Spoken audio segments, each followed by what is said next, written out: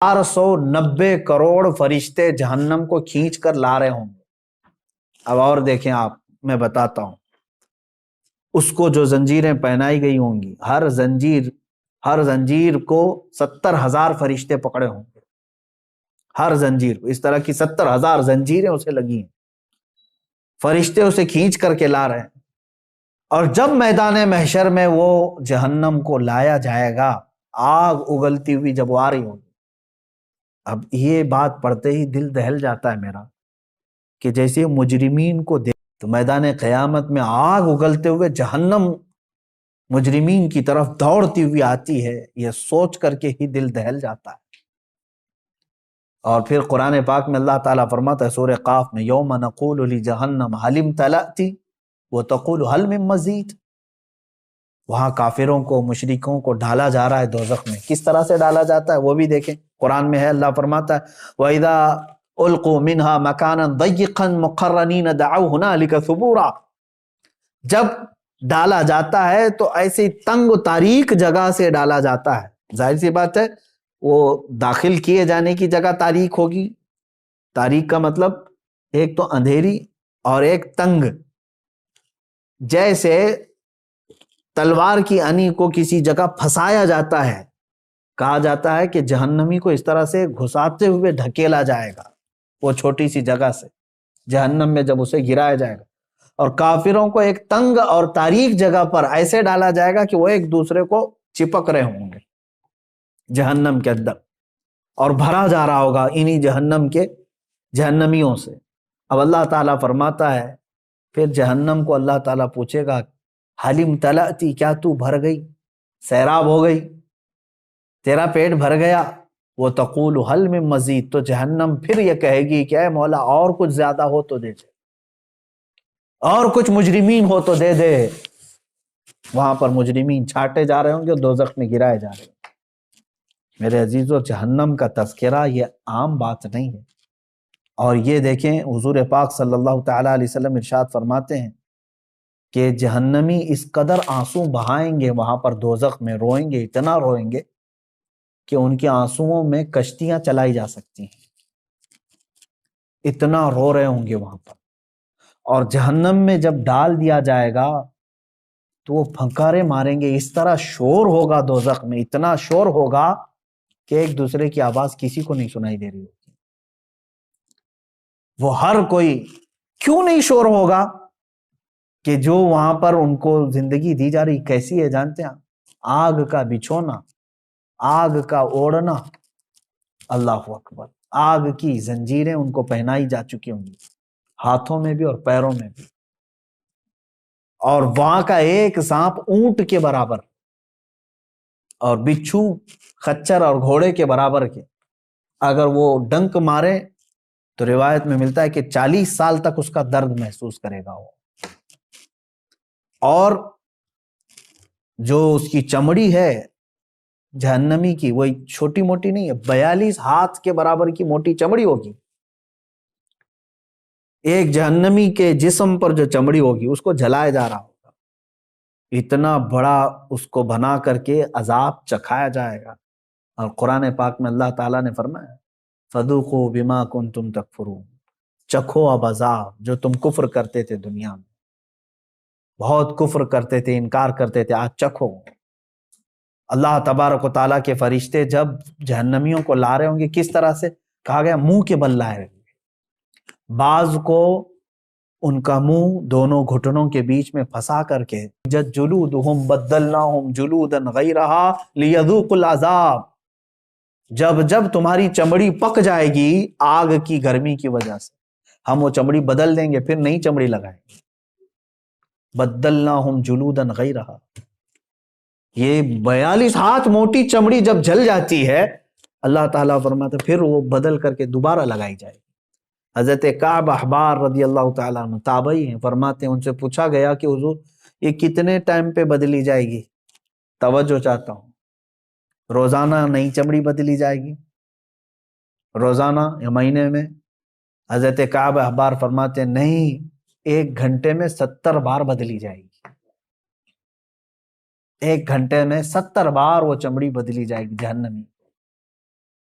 اب وہ جب چیخ و پکار کر رہے ہوں گے تو بھوک کی وجہ سے اور پیاس کی وجہ سے. جہنم کا کھانا اور پانی بھی تو سن لو، اس کا بھی ذکر قرآن پاک میں آیا ہے.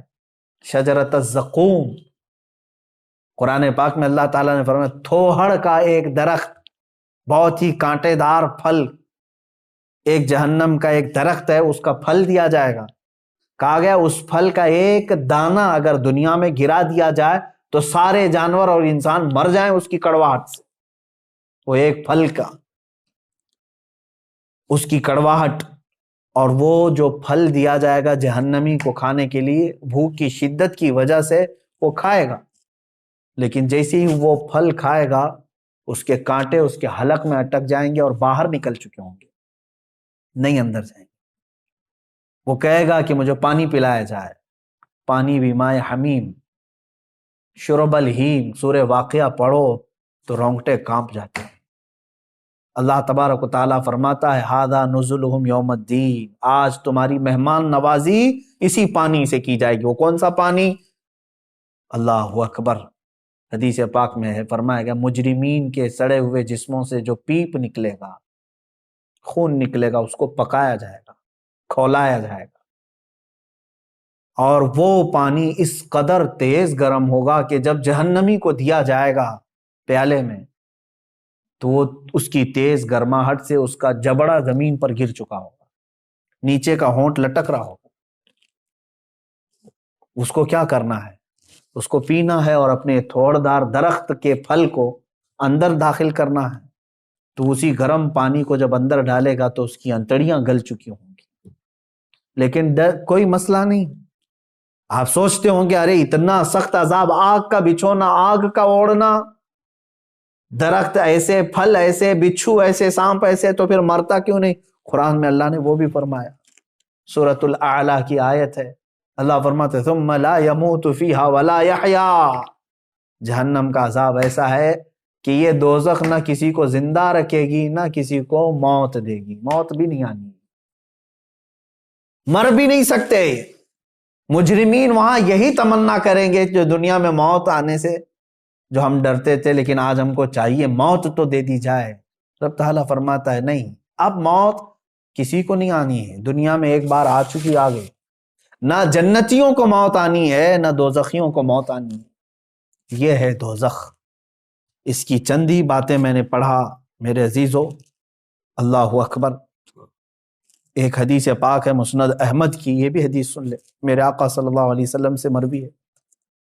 جہنمیوں کے سر پر اس قدر کھولتا ہوا گرم پانی ڈالا جائے گا کہ وہ سر میں چھید کر کے پیٹ میں پہنچ جائے گا. اگر اوپر سے پانی گرایا جائے تو سر میں سے سوراخ کرتے ہوئے پیٹ میں گر جائے گا، اور پیٹ میں جو کچھ ہو اسے کاٹ ڈالے گا، اور یہ سب کچھ پیٹ سے نکل کر قدموں میں آ گرے گا. اللہ اکبر. اور یہ جہنمیوں کو ایک اور عذاب ہے، پہاڑ چڑھنے کا عذاب. صعود ایک پہاڑ ہے، کہا جائے گا کہ اس پہاڑ کو طے کرو، چڑھو. وہ پہاڑ چڑھنے میں انہیں 40 سال لگ جائیں گے، پھر انہیں اتارا جائے گا اور پھر کہا جائے گا پھر پہاڑ چڑھو. تو کچھ لوگوں کو یہ پہاڑ چڑھنے کا عذاب دیا جائے گا. یہ قرآن پاک میں بھی ذکر ہے، 70 سال لگ جائیں گے پہاڑ چڑھنے میں. جہنمیوں کو مارنے کے لیے جو لوہے کے گرز وہاں پر ہیں اتنے وزنی ہیں کہ سارے انسان اور جنات ملا کر کے بھی اسے اٹھا نہیں سکیں. لیکن وہ فرشتے جو عذاب دینے والے فرشتے ہیں وہ سخت ہیبت ناک شکل میں جہنم میں موجود ہوں گے، جو عذاب دے رہے ہوں گے، اور بے رحم، بالکل کسی پر رحم نہیں کھائیں گے. حدیث پاک میں یہ بھی ہے جہنم کے دروازے پر عذاب دینے والے 4 لاکھ فرشتے موجود ہوں گے جن کے چہرے بڑے ہیبت ناک اور سیاہ، اس قدر وہ جسیم کے دونوں کندھوں کے درمیان پرندے کی 2 ماہ کی مسافت کا فاصلہ ہوگا. اتنے بڑے بڑے فرشتے وہاں پر موجود ہوں گے. یہ چند تذکرے میں نے احادیث سے کیے. قرآن کی بہت ساری آیتیں ہیں. اللہ تبارک و تعالیٰ نے جو ارشاد فرمایا کافروں کے لیے جہنم کا عذاب، جہنم کی آگ جہنمیوں کے چہرے کا گوشت جلا ڈالے گی اور ان کے جبڑے باہر نکل آئیں گے. جہنم کی آگ لوگوں کو چکنا چور کرے گی. جہنم میں کافروں کا بند کر کے اوپر سے دروازے بند کر دیے جائیں گے، جہنم میں کافر شور مچائیں گے۔ یہ سب قرآن پاک کی آیتوں کا مفہوم میں نے بتایا۔ اب سنو، جہنم میں جانے والے دو طرح کے لوگ ہوں گے۔ ایک کفر کر کے جا رہے ہیں، کفر یا شرک کر کے جا رہے ہیں، یعنی خدا کا دنیا میں انکار کیا تھا، یا تو پھر ضروریات دین میں سے کسی کا انکار کیا تھا جس کی وجہ سے کافر ہو کر کے مرا۔ یہ جو جانے والوں کی کیٹیگری ہے، یہ ہمیشہ کے لیے جائیں گے دوزخ میں۔ 100 سال، لاکھ سال، کروڑ سال، نہیں پتا، نان اینڈنگ۔ اس کے بعد انہیں وہاں سے نہیں نکالا جائے۔ دوسری جماعت وہ ہے جو مومن تو تھے، مسلمان تو تھے، لیکن گناہوں میں ملوث تھے، رب تبارک و تعالیٰ کی نافرمانیوں میں ملوث تھے، نمازیں چھوٹی ہوئی ہیں، زکوٰۃ دیے ہوئے نہیں ہیں، روزے نہیں رکھے ہیں، لوگوں کو خیرات نہیں کرتے تھے۔ سورہ مدثر کی آیت ہے، بہت سارے جو مسلمان جہنم میں جائیں گے ان سے پوچھا گیا عن المجرمین ما سلککم فی سقر یتساءلون عن المجرمین، آپس میں مجرمین پوچھتے ہیں تو کیوں آیا دوزخ میں؟ تو اکثر کا جواب کیا ہے؟ قالوا لم نک من المصلین۔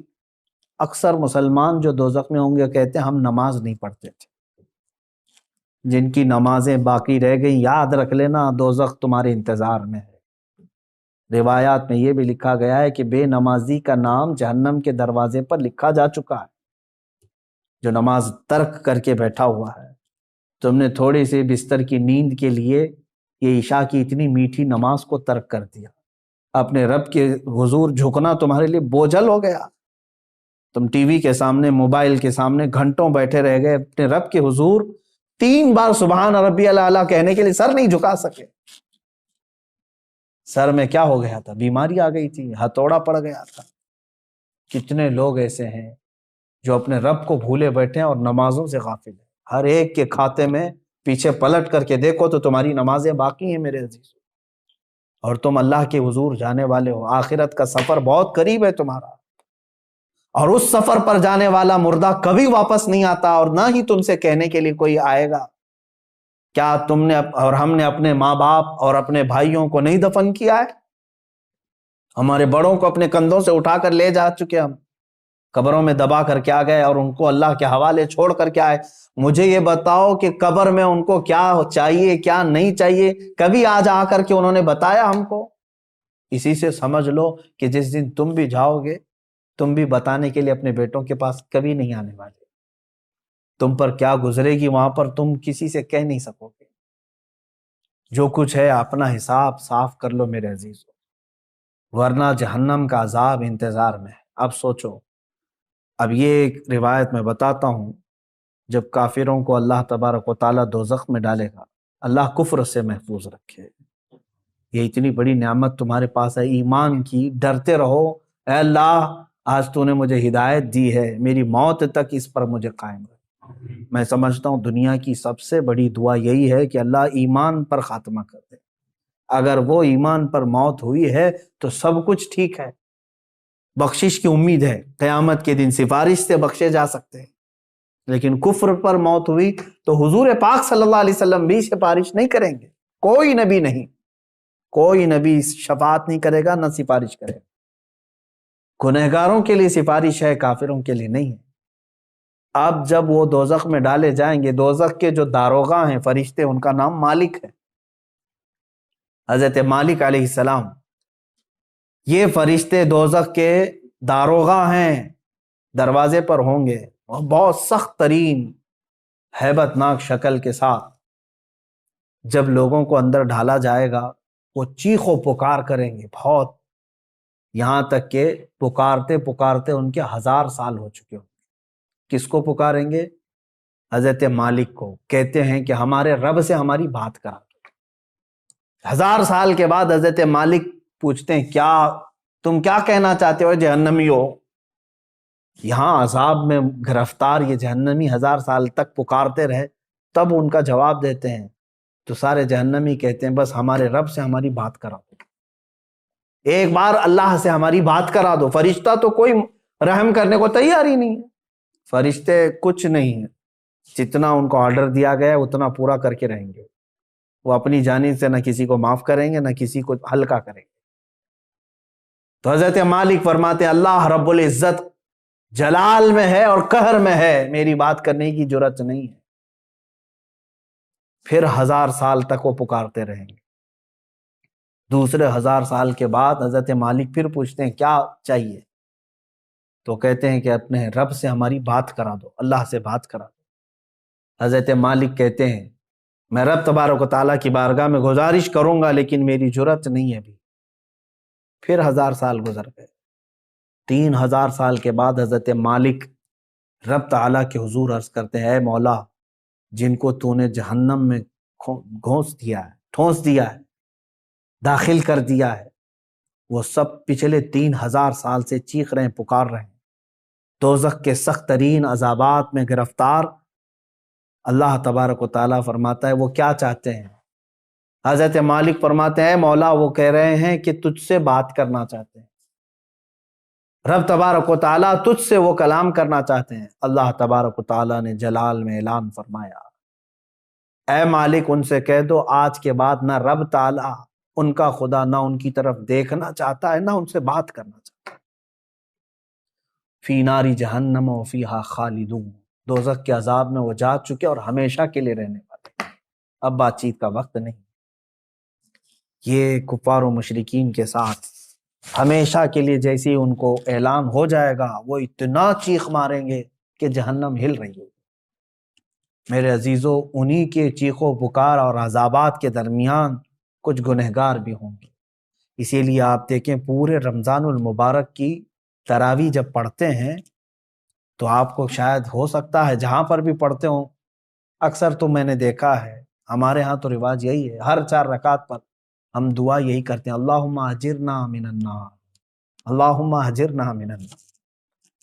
یہ کیا چیز ہے؟ ہم اللہ کی بارگاہ میں کہتے ہیں اے اللہ مجھے جہنم سے بچا لے، اے اللہ مجھے جہنم سے بچا لے، اے اللہ مجھے جہنم سے بچا لے۔ آج ہر مومن کو چاہیے کہ یہ آخری عشرہ جہنم سے آزادی کا عشرہ ہے، تم سو کر کے نہ گزارو بلکہ اسے پکارو۔ ہاں ایک بات یہ بھی ہے کہ اس کا وعدہ ہے کہ ان راتوں میں اللہ تعالیٰ بے حساب بندوں کی بخشش کرتا ہے، جہنم سے آزادی کا انہیں پروانہ دیتا ہے، جا فلاں کا بیٹا آزاد ہے، فلاں کا بیٹا آزاد ہے۔ کیا ہی خوش قسمت ہیں وہ لوگ جن کا نام آج کی رات پکارا جا رہا ہو کہ فلاں آزاد ہو گیا، لیکن اس کے لیے میرے عزیزو دل سے پکارنا ضروری ہے، جہنم کا خوف بھی دل میں رہے اور رب تعالیٰ کی رحمت سے امید بھی لگی رہے۔ اور حضرت سفیان ثوری رضی اللہ تعالیٰ عنہ کا وہ قول مجھے یاد آتا ہے، آپ فرماتے تھے اے اللہ، ایک تابعی ہیں، تابعی صحابہ کو جنہوں نے دیکھا وہ تابعی بڑے نیک، ان کی بہت ساری عبادت ہیں، لیکن کیسے کہتے ہیں دیکھو اللہ کی بارگاہ میں یوں عرض کرتے ہیں اے اللہ میرے اعمال کے حساب سے میں تیری جنت الفردوس کا لائق تو نہیں ہوں، میں تیری جنت میں جانے کا اہل تو ہوں نہیں، لیکن اے مولا تیری دوزخ کا عذاب سہنے کے قابل بھی نہیں، میں ایسا کمزور کہ دنیا کے مچھر کے کاٹنے پر بھی لگ جاتا ہوں، تیرے دوزخ کے ہولناک عذابات کا سامنا کیسے کر پاؤں گا؟ اب بچتا کیا ہے؟ میں میرے عمل کے مطابق جنت میں جا نہیں سکتا اور تیرے عذاب دوزخ کو برداشت کر نہیں سکتا، مولا بس بات رہ جاتی ہے تیرے فضل کی، بات رہ جاتی ہے تیرے رحم کی، اگر تو فضل اور رحم فرما دے تو مجھ جیسا بندہ بھی تیری جنت کا مزہ لے سکتا۔ اے مسلمانوں آج کی رات اور جو یہ آخری عشرہ آئے اس میں سونے کے لیے نہیں ہے، ہاں جس قدر تم اپنے جسم کو راحت دے سکتے ہو سو، لیکن ڈر کر کے بستر چھوڑ کر کے اٹھ جاؤ کسی بھی وقت، دکھاوے کے لیے نہیں۔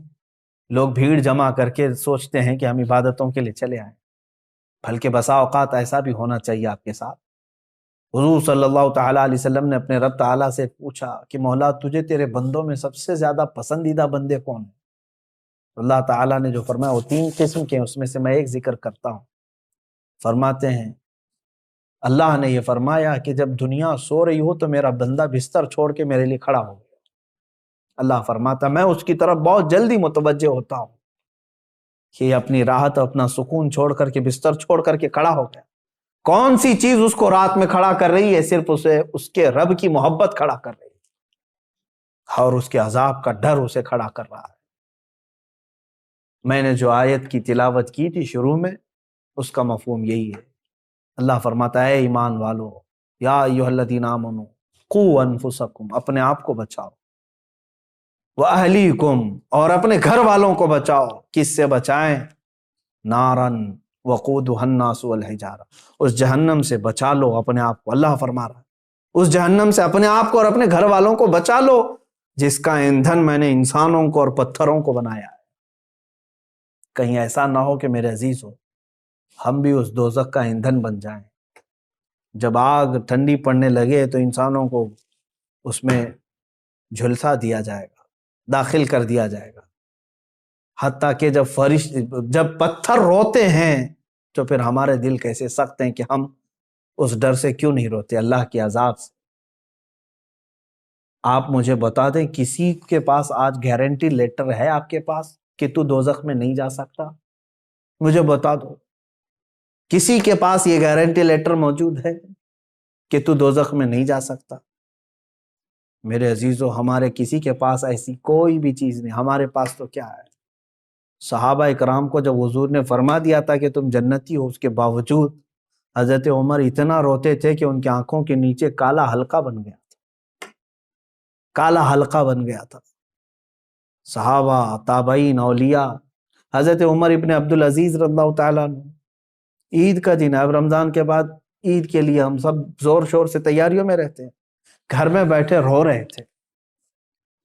جن کے پورے قرآن پاک کی تلاوت اور روزوں کے ساتھ رمضان گزرا، عید کے لیے لوگ نئے کپڑوں کے ساتھ جب تھے، آپ رو رہے تھے، لوگ آئے آپ کو بلانے کے لیے، چلیں آج عید کا دن ہے۔ آپ نے فرمایا، مجھے ڈر لگتا ہے کہ کہیں میرے روزے میرے منہ پہ مار دیے گئے ہوں گے، میری تلاوتیں پھینک دی گئی ہوں گی، تو میری کون سی عید ہے؟ کیا پتا کہ قبول ہوئی کہ نہیں ہوئی۔ یہ وہ اولیاء کاملین تھے جو ڈر سے تھر تھر کانپتے بھی تھے، لیکن اللہ کی ذات سے ایک امید بھی لگائے رہتے تھے۔ آج میرے عزیزو، یہ آخری عشرہ گناہوں سے توبہ کا بھی ہے، جہنم سے آزادی کا ہے۔ اور جب میرے آقا نے فرما دیا کہ رمضان کا آخری عشرہ جہنم سے آزادی کا ہے، تو کیوں نہ ہم آزادی لیں۔